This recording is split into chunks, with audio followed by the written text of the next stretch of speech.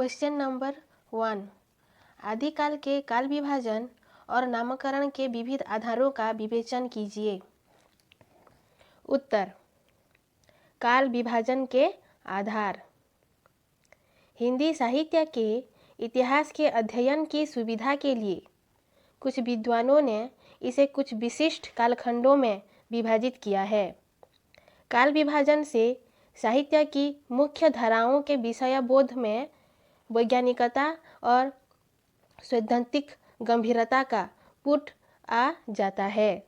सामान्यतः किसी भी साहित्य के इतिहास का काल विभाजन कृति, कर्ता, पद्धति या शैली तथा विषय के आधार पर किया जाता है। जब किसी काल में प्रवृत्ति का मुख्य आधार नहीं मिलता तो उस युग के सबसे अधिक महत्वपूर्ण साहित्यकार के नाम से उस संपूर्ण कालखंड की साहित्यिक विशेषताओं को जानने का प्रयास किया जाता है। काल विभाजन के लिए यदि कोई विशिष्ट आधार नहीं मिलता तब समग्र काल को आदि, मध्य और आधुनिक काल में विभाजित कर लिया जाता है। इस प्रकार का काल विभाजन पर्याप्त रूप से प्रचलित है, परंतु यह वैज्ञानिक कसौटी पर खरा नहीं उतरता। वस्तुतः हिंदी साहित्य के इतिहास के अध्ययन के लिए प्रवृत्तियों पर आधारित काल विभाजन ही अधिक उचित कहा जा सकता है, जैसे भक्तिकाल, रीतिकाल आदि। हिंदी साहित्य के इतिहास ग्रंथों में काल विभाजन के लिए 4 पद्धतियों का सहारा लिया गया है। पहली पद्धति के अनुसार संपूर्ण इतिहास का विभाजन 4 युगों या कालखंडों में किया गया है। प्रथम आदिकाल, द्वितीय भक्तिकाल, तृतीय रीतिकाल और चौथा आधुनिक काल। आचार्य शुक्ल और उनके अनुयायियों ने नागरी प्रचारिणी सभा के इतिहास ग्रंथों में इसी परंपरा को अपनाया है। दूसरी पद्धति में केवल 3 युगों आदिकाल, मध्यकाल और आधुनिक काल में कल्पना की है। डॉक्टर गणपति चंद्र गुप्त तथा भारतीय हिंदी परिषद के विद्वान लेखकों ने इसे स्वीकार किया है। इसके पीछे उनका तर्क यह है कि मध्यकालीन चेतना प्रायः एक सी रही है। तीसरी पद्धति साहित्य का विभाजन विधाक्रम से करती है। यह पद्धति साहित्य शास्त्र के अनुकूल है। इस प्रकार के अनेक इतिहास अथवा खंड इतिहास हिंदी में उपलब्ध है। एक और पद्धति है जो शुद्ध कालक्रम के अनुसार वस्तुगत विभाजन को ही यथार्थ एवं वास्तविक स्वीकार करती है। चूँकि साहित्य के इतिहास में युग चेतना और साहित्य चेतना का अनिवार्य योग रहा है, अतः साहित्य के विभाजन में भी ऐतिहासिक कालक्रम और साहित्य विधा दोनों का आधार ग्रहण करना होगा। इस समन्वय पद्धति को स्वीकार कर लेने पर हिंदी साहित्य के काल विभाजन की समस्या का समाधान बहुत कुछ हो जाता है। 7वीं से लेकर 11वीं सदी तक प्राप्त कृतियों की भाषा या तो अपभ्रंश है या हिंदी की कोई उपभाषा है। 11वीं से लेकर 14वीं सदी तक का काव्य सामंतीय एवं धार्मिक इन 2 अनगढ़ भूमियों के मध्य प्रवाहित रहा। इसके पश्चात भक्ति का द्वितीय चरण युग आरंभ हो जाता है। इसके कालखंड के संबंध में 2 मत हैं। एक वर्ग के विद्वान 17वीं शताब्दी के मध्य तक एक काव्यधारा को तथा 17वीं सदी के मध्य से 19वीं सदी तक दूसरी काव्यधारा को स्वीकार करती हैं। दूसरे वर्ग के विद्वान संपूर्ण कालखंड को एक ही काल सीमा में स्वीकार कर लेते हैं तथा दूसरी काव्यधारा की 2 प्रवृत्तियों को अलग अलग नाम दे देते हैं। इसमें दूसरा मत ही अधिक मान्य है। सन 1857 की क्रांति भारत के इतिहास में एक महत्वपूर्ण घटना थी। राष्ट्रीय एवं राजनीतिक चेतना का यह आंदोलन वास्तव में मध्य युग की समाप्ति और आधुनिक युग के आरंभ का प्रथम उद्घोष था। अतः आधुनिक युग का आरंभ सन 1857 ईस्वी के पश्चात माना जा सकता है। नामकरण के आधार।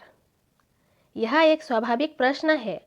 युगों के नामकरण का आचार्य शुक्ल ने हिंदी साहित्य के इतिहास को वीरगाथा काल, भक्तिकाल, रीतिकाल, मध्यकाल, आधुनिक काल इस प्रकार विभाजित किया। उन्होंने जॉर्ज ग्रियर्सन तथा मिश्र बंधुओं से अवश्य ही संकेत ग्रहण किया है, पर नामकरण और उसके तर्क के पीछे उनकी अपनी व्याख्या है। शुक्ल जी के नामकरण से भक्ति काल या आधुनिक काल को यथावत स्वीकार कर लिया गया है, परंतु वीरगाथा काल और रीतिकाल के विषय में विवाद रही हैं। वीरगाथा काल के नामकरण के संदर्भ में आपत्ति मुख्यतया यह है कि इस काल की अधिकांश रचनाएं अप्राप्य हैं तथा कुछ रचनाएं परवर्ती काल की है। इस काल के मध्य और माध्यम के रूपों में भी विविधता एवं अव्यवस्था है। ऐसी स्थिति में किसी एक प्रवृत्ति के आधार पर उनका नामकरण नहीं किया जा सकता है। रीतिकाल के संबंध में मतभेद की परिधि सीमित है। यहाँ विवाद का विषय इतना ही है कि इस युग में रीति तत्व प्रमुख है या श्रृंगार तत्व श्रृंगार काल नामकरण करने पर अतिव्याप्ति दोष आ जाता है। चूँकि श्रृंगार भी रीतिबद्ध था, अतः रीति ही यहाँ प्रमुख है। आधुनिक काल को शुक्ल जी ने प्रथम, द्वितीय तथा तृतीय उत्थान कहा है। इनको क्रमशः भारतेंदु काल तथा द्विवेदी काल कहा जा सकता है। तृतीय उत्थान को उन्होंने कोई नाम नहीं दिया। इसका कारण संभवतः इस काव्यधारा का प्रवाहमय रूप रहा। क्वेश्चन नंबर 2, सूफी प्रेमाख्यानक काव्य परंपरा का परिचय दीजिए। उत्तर, सूफी प्रेमाख्यानक काव्य परंपरा सूफी काव्यधारा का अध्ययन मनन के आधार पर यह कहा जा सकता है कि इसकी परंपरा इसका काव्यधारा के सशक्त और सर्वप्रधान महाकवि मलिक मुहम्मद जायसी द्वारा शुरू हुई। उनका सर्वोत्कृष्ट महाग्रंथ पद्मावत इस काव्य परंपरा की सर्वोच्च कृति है। यह इसलिए कि इसमें इस काव्य परंपरा की सभी विशेषताएं मौजूद हैं। इस्लाम धर्म में प्रेम की अपेक्षा उपासना की प्रधानता मानी जाती है, किंतु इस्लाम में एक ऐसे दल का उदय हुआ जिसने अल्लाह की प्राप्ति के लिए इश्क प्रेम को अनिवार्य तत्व माना। उन्होंने संपूर्ण जगत को ब्रह्ममय माना। सूफी मत में कुरान के द्वारा बताया गया परमात्मा का रूप ही स्वीकार किया गया है, किंतु उन्होंने परमात्मा की व्याख्या अपने ढंग से की है। इस्लाम की तरह से संत भी एकेश्वरवाद में विश्वास करते थे, किंतु इनका एकेश्वरवाद कुरान के एकेश्वरवाद से कुछ भिन्न है। कुरान में भगवान को इस संसार से भिन्न माना गया है, जबकि सूफी कवि भगवान को इस संसार में व्यापक मानते हैं। सूफी कवि परमात्मा को सर्वव्यापक मानते हैं, किंतु उसके दर्शन तो केवल सच्चा साधक ही कर सकता है। सूफी मत के अनुसार ईश्वर एक है और उनका नाम हक है।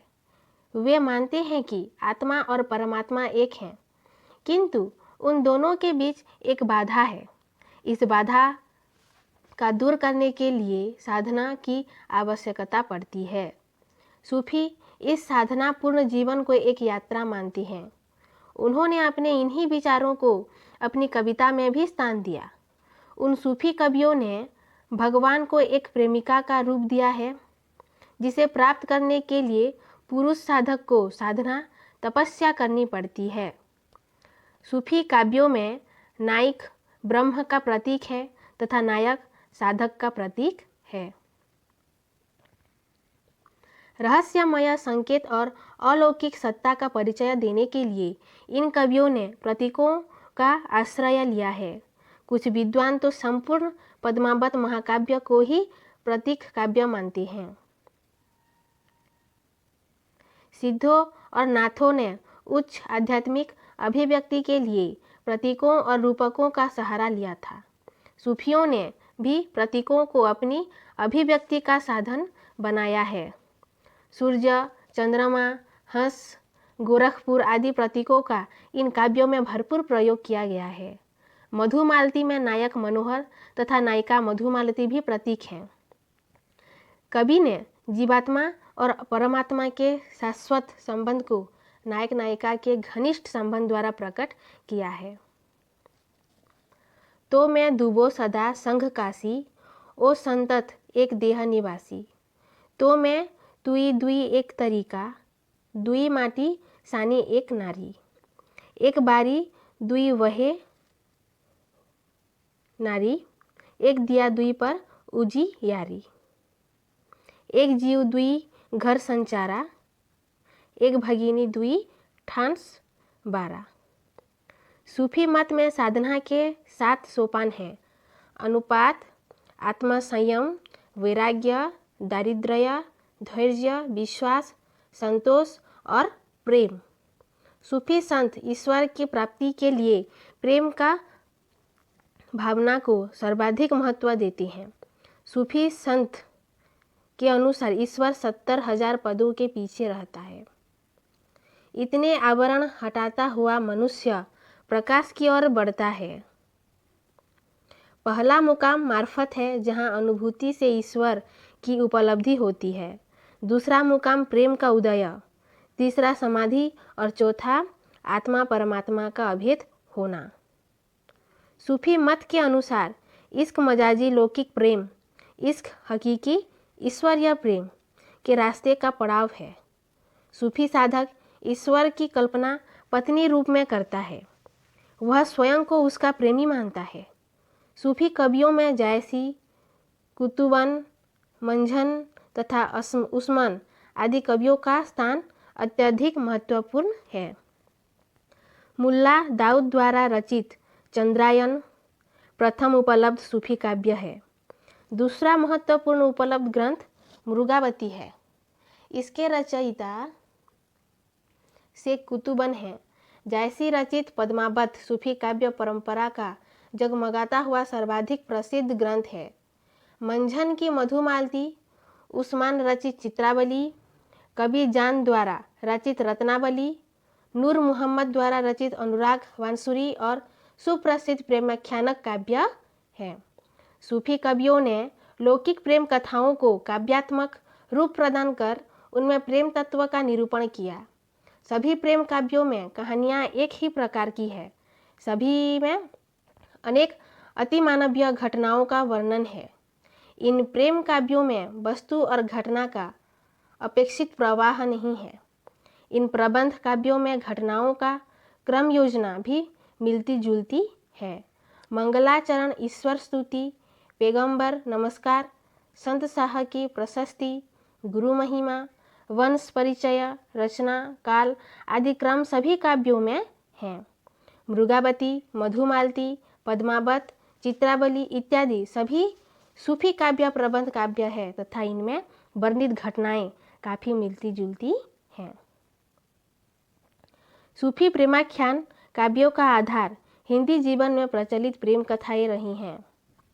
अपने सिद्धांतों को लोक जीवन से गहरे जोड़ने के उद्देश्य से सूफी कवियों ने हिंदुओं की प्रेम कथाओं को ही अपने काव्य का विषय बनाया। कुछ लोगों का विचार है कि सूफी कवि हिंदू कथाओं को काव्य का आधार बनाकर परोक्ष रूप से इस्लाम का प्रचार करना चाहते थे।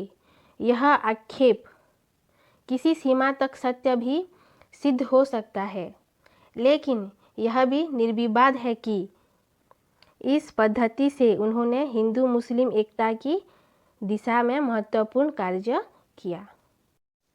क्वेश्चन नंबर 3, रीतिकालीन कविता की पृष्ठभूमि की चर्चा करते हुए उनकी विकास के विविध आधारों पर प्रकाश डालिए। उत्तर, संगीत कला। अकबर का समय ऐसा था जिसमें संगीत का चरम उत्कर्ष साफ दिखाई देता है। अकबर के बाद जहांगीर के समय में संगीत दर्पण जैसे संगीत शास्त्र का सुव्यवस्थित ग्रंथ तैयार हुआ। फिर शाहजहां के समय में गंभीरता और उदात्तता के स्थान पर कोमल रागों का अधिक प्रयोग हुआ। लेकिन औरंगजेब की कट्टरता ने मुगल दरबार की विलासिता और ऐश्वर्य प्रदर्शन के साथ कलात्मक आमोद प्रमोद को बहिष्कृत कर दिया। इस प्रकार यह कहा जा सकता है कि मुगलकालीन संगीत कलाओं के विकास ह्रास अपने आश्रयदाताओं की रुचियों के ही परिणाम है। धार्मिक पृष्ठभूमि। इस काल में धर्म की बात करना कुछ ठीक प्रतीत नहीं होता। बाह्याडंबरों का बोलबाला और अंधविश्वासों की मान्यता ही इस काल की दो विभूतियाँ रह गईं। सूरदास की राधा एक साधारण रमणी हो गई। इस प्रकार इस काल के कवियों ने पवित्रता के स्थान पर कामुकता को प्रमुखता दी। मंदिरों के पुजारी भी कामुक हो गए और मंदिरों से भी नुपुरों की झंकार और तबले की टंकार की ध्वनियाँ आने लगी। इस प्रकार धार्मिक दृष्टि से भी यह युग पतन का युग था। साहित्यिक पृष्ठभूमि।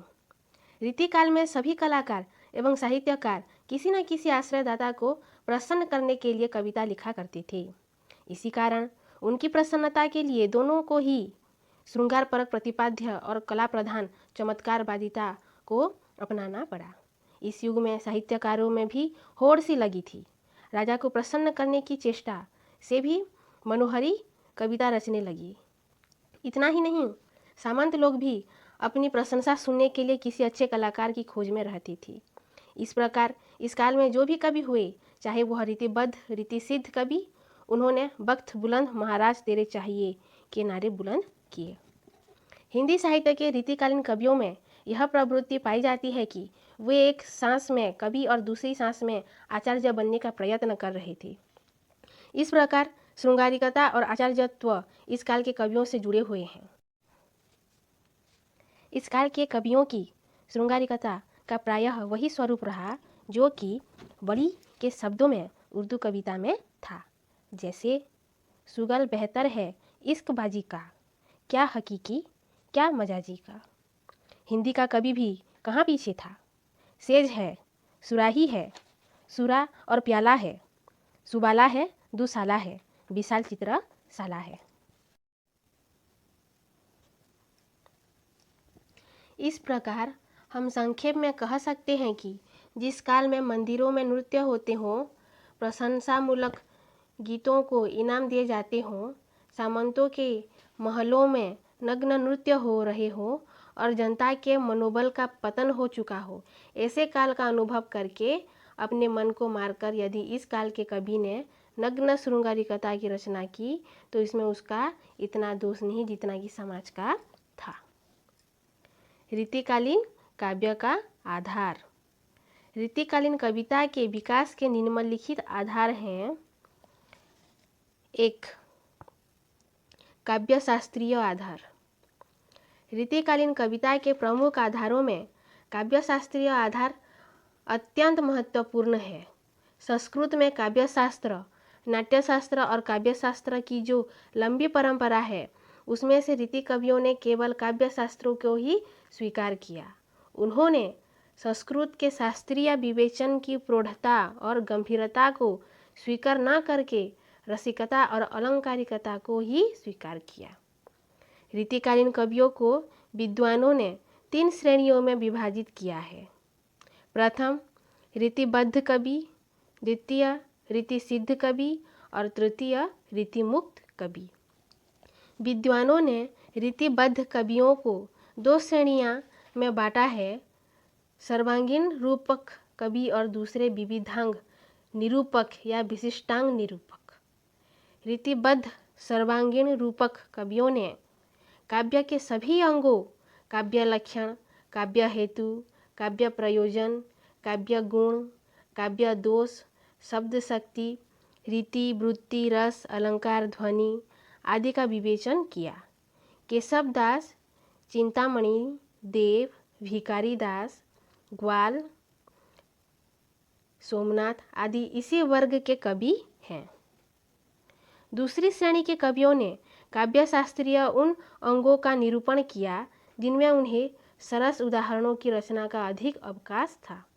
इस श्रेणी के कवियों में केशवदास, पद्माकर, देव, वेणी, प्रवीण, कालिदास, त्रिवेदी, जयदेव आदि उल्लेखनीय हैं। 2. श्रृंगारिकता का आधार। श्रृंगार का खुलकर प्रयोग रीतिकालीन कविता में हुआ है। रीतिकालीन कवि श्रृंगार के दोनों पक्षों का वर्णन करने में अत्यंत निपुण थे। इन कवियों ने श्रृंगार के अंग प्रत्यंग को लेकर अलग अलग ग्रंथों की रचना की तथा उनके ढेर लग जाने पर भी वहाँ वर्ण विषय संबंधी किसी प्रकार की शिथिलता के दर्शन नहीं होते हैं। अतः रस सभी दिशाओं में पूर्ण एवं समग्र हुआ है। इस काल के अधिकांश कवि दरबारी थे। उनकी कविता का मुख्य उद्देश्य अपने आश्रयदाताओं की कामुक मनोवृत्तियों को उभारना था। रीतिकालीन कवियों ने भक्ति काल की राधा कृष्ण विषयक श्रृंगारी कविता से प्रेरणा प्राप्त की तथा उनके अलौकिक प्रेम को घोर श्रृंगार में परिवर्तित कर दिया, जिससे इनका लौकिक रूप लुप्त हो गया तथा वे सामान्य नायक की कोटि में आ गई, अर्थात राधा कृष्ण का नाम उनके लिए सामाजिक कवच बना हुआ था। इससे भी अधिक विशेष बात यह है कि इस प्रकार के वर्णन पूर्ण एवं प्रभावी हैं। उनके इस प्रकार के वर्णन बहुत ही कोमल एवं अकृत्रिम हैं। रीतिकालीन कवि प्रेम की विविध एवं विभिन्न अवस्थाओं के चित्रण में सिद्धहस्त हैं। अलंकरण का आधार। रीतिकाल के सभी कवियों ने अपनी रचनाओं में अलंकारों का सुंदर प्रयोग किया है। बहुत से रीति कवियों ने अलंकारों के लक्षण एवं उदाहरण प्रस्तुत किए हैं। रीति सिद्ध तथा रीति मुक्त कवियों के काव्य में भी अलंकारों का सौंदर्य देखते ही बनता है। बिहारी के काव्य में अलंकारों का प्रयोग मुख्य रूप से भाव सौंदर्य की बुद्धि के लिए किया गया है। यमक अलंकार का एक उदाहरण दुष्टव्य है। कनक कनक ते सो गुनी मादकता अधिकाय, या खाए बैराय जग व पाए वो राय। इस युग के अलंकार की प्रवृत्ति इतनी प्रधान थी कि भूषण जैसे वीर रस की महाकवि ने भी अपने काव्यों में अलंकारों का भरपूर प्रयोग किया है। भूषण की रचना का एक उदाहरण द्रष्टव्य है। इंदु जिमी जंभ पर, वाड़व सुअंभ पर, रावण संदभ पर रघुकुल राज है, पौन परिवाह पर, शंभु रीतिनाथ पर, ज्यो सहस्र बाहु पर राम द्विराज है। रीतिकाल में वीर और प्रशस्ति के भाव। रीतिकाल तक विदेशी आक्रमणकारियों के आक्रमण होते रहे। इस काल तक स्वाभिमानी राजाओं की वीरता और असाधारण शक्ति आपसी वैर भाव और फूट के कारण समाप्त सी हो गई थी। महाराणा प्रताप, शिवाजी, छत्रसाल जैसे ही कुछ वीर पुरुष रह गए थे। शिवाजी और छत्रसाल की वीरता और प्रशस्ति का वर्णन भूषण आदि ने किया। भक्तिपरक वर्णन का आधार। जिस तरह से राजनीतिक, सामाजिक और धार्मिक पृष्ठभूमियों के दबाव से रीतिकालीन कवि एक विशेष प्रकार की मानसिक स्थिति में पहुंच गए थे, वैसे ही उन्होंने भक्ति की भाव दशा प्राप्त कर ली थी। परिणाम स्वरूप इन कवियों ने भक्ति के छंदों की रचनाएं की। उन्होंने अपनी भक्ति भावना में भक्तिकालीन कवियों के इष्ट देव रामकृष्ण आदि को तो प्रमुखता दी, लेकिन उनके प्रति वह निष्ठा और समर्पण भाव नहीं दिखलाया जो भक्तिकालीन कवियों ने दिखलाया था। नीति और वैराग्यपरक कविता का आधार। भक्ति की तरह रीतिकालीन कवियों में वैराग्य और नीति के भाव प्रादुर्भूत हुए थे। उन्होंने अपने काव्योद्देश्य को मनोरंजन तो माना ही, इसके साथ ही साथ कांता सम्मित उपदेश देना भी आवश्यक समझा। उनकी नीति और वैराग्य परक कविताओं में उनके जीवन अनुभव ही हैं। उनके नीति के दोहे लोक यात्रा की सहजता और सरलता के आधार हैं। दूसरे प्रकार के मुक्तकों में सरल शैली द्वारा व्यवहारिक ज्ञान की शिक्षा दी गई है और तीसरे प्रकार के मुक्तकों से संसार को माया का प्रसार मानकर विरक्ति की शिक्षा दी गई है। रीतिकालीन काव्य भाषा का आधार। रीतिकालीन साहित्य मुख्य रूप से ब्रज भाषा में लिखा गया है। ब्रज भाषा अपने माधुर्य के लिए प्रसिद्ध है। इस युग के कवियों की भाषा में चित्रात्मकता एवं लयात्मकता का अनूठा निर्वाह मिलता है। भाषा में चित्रात्मकता की सौंदर्य का एक उदाहरण द्रष्टव्य है। फाग की भरी अमीरन में गही, गोविंद ले गई भीतर गोरी, छिनी पीतम्बर कमर तेसु विदा दई मीड़ी कपोलन रोरी। नैन नचाया कहीं मुस्काया लला फिर आयो खेलन होली। इस युग के काव्य की भाषा में लक्षणा एवं व्यंजना शब्द शक्तियों का सुंदर निर्वाह मिलता